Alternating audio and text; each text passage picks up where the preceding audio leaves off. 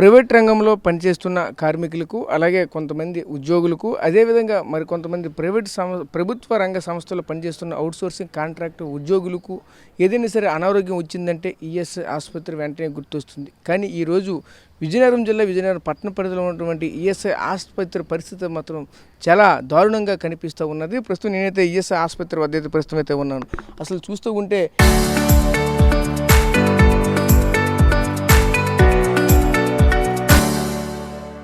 ఈ బిల్డింగు మొదటిసారిగా నిర్మాణం చేపట్టడం అయితే 1980లో నిర్మాణం అయితే చేపట్టారు. ప్రస్తుతం సుమారుగా చూసుకుంటే నాటి నుంచి నేటి వరకు సుమారుగా 46 సంవత్సరాల వరకు కూడా పూర్తయింది. కానీ దీన్ని చూస్తూ ఉంటే 2013లో కూడా దీన్ని రీఇన్వెస్టిగేషన్ దీనికి సంబంధించి మళ్ళీ చిన్న మరమ్మతులు కూడా చేసినటువంటి నేపథ్యం అయితే కనిపిస్తుంది. ఎందుకంటే దీనికి సంబంధించి మరోపక్క దాన్ని అక్కడక్కడ చిన్న మరమ్మతులు చేసినట్లు కూడా మరొక వైపు శిలాఫలకం కూడా పెట్టారు. కానీ ఇక్కడ బయట నుంచి చూస్తే పూర్తిగా ఆ బిల్డింగ్ మొత్తం పూర్తిగా శిథిలావస్థకు అయితే చేరుకున్నది. దీనిపైన ఉన్నతాధికారులు ఎవరు కూడా ఇప్పటికే స్పందించలేని పరిస్థితి. పలుమార్లు కథనాలు వస్తున్నప్పుడు కూడా ఎవరు కూడా స్పందించలేని పరిస్థితి. సుమారుగా చూసుకుంటే ఈరోజు ఇక్కడ పార్వతీపురం మన్యం జిల్లా కావచ్చు, ప్రస్తుతం విజయనగరం జిల్లా కావచ్చు, ఉన్నటువంటి ఉమ్మడి విజయనగరం జిల్లా వ్యాప్తంగా ఉన్నటువంటి ఉద్యోగులంతా కూడా ఈ యొక్క ఆసుపత్రికి రావాలి. ప్రస్తుతం చూస్తే ఒక సామాన్యమైనటువంటి ఒక ఉద్యోగి అతనికి ఏదైనా సరే అనారోగ్యం వచ్చిందంటే ఖచ్చితంగా ఈఎస్ఐ ఆసుపత్రికి రావాల్సినటువంటి పరిస్థితులు అయితే ఉంటాయి. కానీ ఇక్కడ చూస్తూ ఉంటే పూర్తిగా ఇక్కడ ఈఎస్ఐ ఆసుపత్రి అనేది పూర్తిగా శిథిలావస్థకు అయితే కనిపిస్తూ ఉన్నది.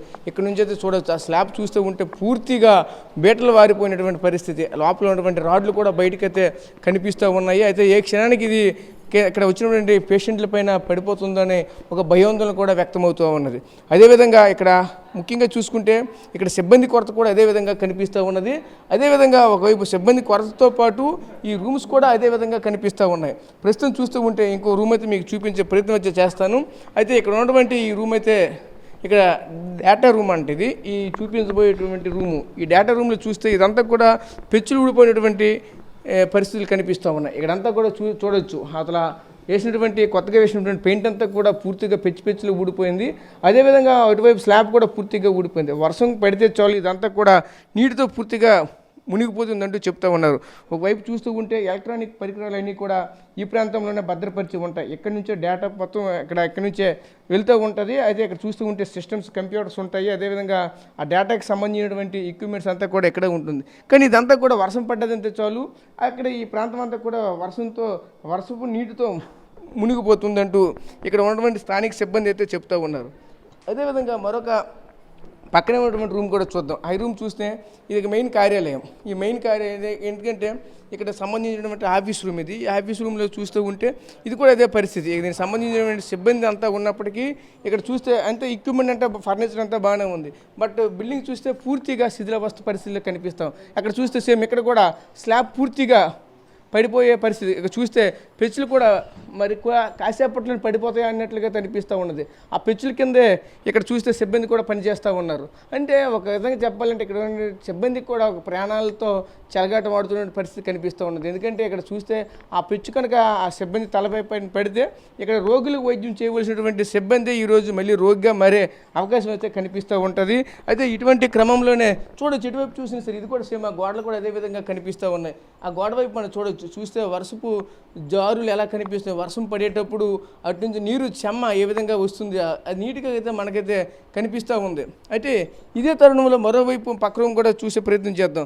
అయితే ఇదంతా కూడా చూస్తూ ఉంటే పూర్తిగా ఈఎస్ఐ హాస్పిటల్ యొక్క దౌర్భాగ్య పరిస్థితి ఏ విధంగా ఉన్నది మనకి కళ్ళకు కట్టినట్టయితే మొత్తం కనిపిస్తూ ఉంది. అయితే చూస్తే ఈ హాస్పిటల్ అంతా కూడా ఎంత దయాహీనంగా కనిపిస్తుంది. దీనికి సంబంధించినటువంటి కార్పొరేషన్ అయితే దీనికి ప్రత్యేకంగా ఉంటుంది. ఈ హాస్పిటల్ నిర్మాణానికి అయితేనేమి అలాగే మెయింటెనెన్స్ చూడడానికి అయితేనేమి ప్రత్యేకంగా దీనికి సంబంధించినవన్నీ కూడా ఉంటాయి. కానీ ఇక్కడైతే అటువంటి పరిస్థితి ఇది కూడా విజయనగరంకి సంబంధించినటువంటి ఈఎస్ఐ ఆసుపత్రులు ఏమి కనిపించట్లేదు. ఇక్కడ చూడొచ్చు. ఇక్కడ దారుణమైనటువంటి పరిస్థితి. ఇది చూస్తూ ఉంటే అసలు ఇది ఎక్కడ పడిపోతుందని చాలా భయాందోళన అయితే చెందుతారు. ఇది చూడగానే ఇక్కడ మనమే చూడొచ్చు. ఇక్కడ నేను చేతితో తీస్తేనే పడిపోతుంది. కానీ దాన్ని టచ్ చేస్తే మొత్తం పడిపోయే అవకాశం అయితే ఉంటుంది. కానీ ఇదంతా చూడు ఎంత భయానకమైనటువంటి పరిస్థితులు అయితే ఇక్కడైతే ఉన్నాయి. ఒకవైపు చూడొచ్చు. దీనికి ఆనుకునే ల్యాబ్ అనమాట. అంటే ఇక్కడ వచ్చిన పేషెంట్ ఖచ్చితంగా ఇదే మార్గం గుండా రావాలి. ఆ పేషెంట్ యొక్క ఆ ల్యాబ్ టెస్ట్లో ఒక రక్త పరీక్షలు చేయడానికైతే ఇక్కడికే వస్తారు. అయితే ఒకసారి రక్త పరీక్షల రూమ్ కూడా ఎలా ఉంది అది కూడా చూపించే ప్రయత్నం అయితే చేస్తాను. ఇక్కడ చూడొచ్చు రక్త పరీక్షల గది అని ఒకవైపు బోర్డు కూడా ఉంది. అయితే నేనైతే లోపలికి వెళ్ళి దీన్ని ఒకసారి పరిశీలించే ప్రయత్నం చేస్తాను. చూడొచ్చు ఇక్కడ కూడా చూస్తే అదే పొజిషన్ అయితే కనిపిస్తూ ఉన్నది. ఇదంతా కూడా అంత పెచ్చులు ఊడిపోతూ ఉన్నాయి. ఇది ఎంత దారుణమైనటువంటి పరిస్థితి. విజయనగరంలో ఉన్నటువంటి ఈఎస్ఐ ఆసుపత్రి యొక్క పరిస్థితి ఇంత దౌర్భాగ్య పరిస్థితిలో ఉన్నదంటే ఎవరు కూడా నమ్మలేనటువంటి పరిస్థితి. అయితే చూస్తే ఇదంతా కూడా అదే విధంగా కనిపిస్తూ ఉన్నది. ఒకవైపు కిందన ఉండి టెస్టులు చేస్తూ ఉంటారు, పైన చూస్తూ ఉంటే ఆ పెచ్చులు ఏ క్షణానికి పడిపోతాయని ఒక భయంతో ఇక్కడ ఉన్నటువంటి సిబ్బంది కూడా పనిచేస్తున్న నేపథ్యం. ఒక విధంగా చెప్తూ ఉన్నారు, సార్ ఇక్కడ మీరు తీయొద్దంటున్నారు, కానీ మేమైతే ఇది ఖచ్చితంగా ఇటువంటివి ప్రజలకు చూపించాలి, ఇక్కడ ఏం జరుగుతుందో ప్రజలకు తెలియాలి, అధికారులకు తెలియాలి, ఉన్నతాధికారులకు తెలియాలనే ఆలోచనతో ఇక్కడ ఎక్విప్మెంట్ చూస్తే వెళ్ళని గుడిగా ఎక్విప్మెంట్ ఉంది. దీనికి సంబంధించి ఒక నైపుణ్యం కలిగినటువంటి సిబ్బంది అయితే ఉన్నారు. కానీ ఇక్కడ చూస్తూ ఉంటే వాళ్ళకి సంబంధించి ఇన్ఫ్రాస్ట్రక్చర్లో భాగంగా పూర్తిగా బిల్డింగ్ అయితే పూర్తిగా శిథిలావస్థకు అయితే చేరుకుంది.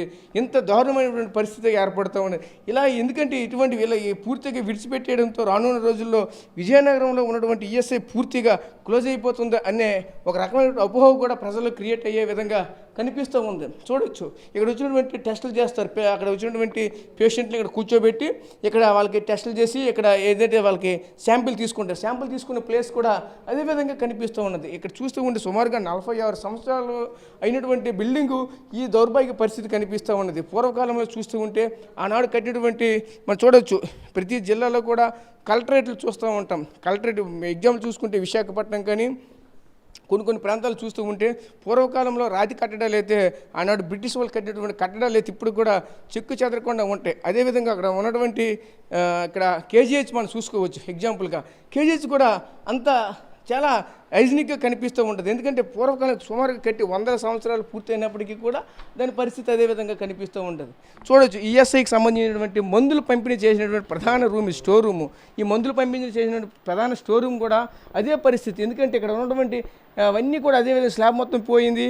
అదేవిధంగా ఒకవైపు చూస్తూ ఉంటే ఒకవైపు అన్ని బాక్సుల్లో పెట్టినటువంటి మందులు ఉన్నాయి. కనుక వర్షం కురిసిందంటే చాలు ఇక్కడ ఖచ్చితంగా ఇదంతా కూడా నీటితో మునిగిపోతూ ఉంటుంది. అటువంటి సందర్భంలో ఈ మందులు కూడా తడిసిపోయే ప్రమాదం కూడా ఉంది. తడిసిపోయిన మందులు కనుక మళ్ళీ బయటికి ఇవ్వలేనటువంటి పరిస్థితి. దీని కారణంగా ఈఎస్ఐ ఆసుపత్రి కూడా తీవ్రంగా నష్టం కూడా వాటిల్లుతూ ఉంటుంది. అయితే ఇటువంటి తరుణంలో ఎందుకు ఇక్కడ ఉన్నటువంటి అధికారులు ఎంత నిర్లక్ష్యం అయితే వహిస్తూ ఉన్నారో కానీ తెలియటం లేదు. రానున్న రోజుల్లో విజయనగరంలో ఉన్నటువంటి ఈఎస్ఐ ఆసుపత్రిని పూర్తిగా క్లోజ్ చేసే దిశగా ఏమైనా ఆలోచనలో ఉన్నారా ఏందని కూడా ఇటువంటి పరిస్థితులు చూస్తూ ఉంటే తెలుస్తూ ఉన్నాయి.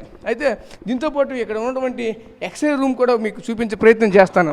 అంటే ఎక్స్రే చూడవచ్చు. ఎక్స్రే అనేది ప్రతి హాస్పిటల్లో గవర్నమెంట్ హాస్పిటల్ ప్రతి దగ్గర కూడా ఉంటుంది. కానీ ఈరోజు ఇక్కడ విజయనగరంలో ఈఎస్ఐ ఆసుపత్రుల వద్ద ఉన్నటువంటి ఎక్స్రే రూమ్ అయితే పూర్తిగా పోయినటువంటి పరిస్థితి.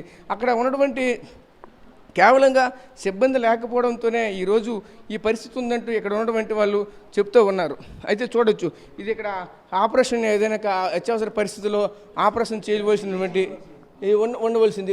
చూస్తూ ఉంటే ఇక్కడ ఆపరేషన్ అని చెప్పేసి ఉంది. ఒకవైపు చూస్తే ఈసీజీకి సంబంధించినవి అయితే మొత్తం అయితే చూడవచ్చు. ఇదంతా లోపలికి అయితే ఒకసారి వచ్చే ప్రయత్నం చేస్తా, చూపిస్తా.